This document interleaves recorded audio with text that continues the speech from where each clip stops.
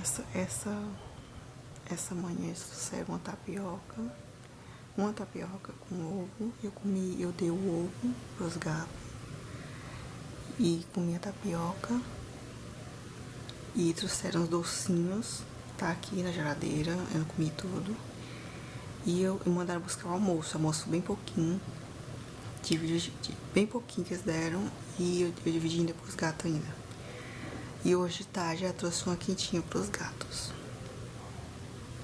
É isso, estamos sobrevivendo com um pouco aqui. Não sei porquê, mas é isso.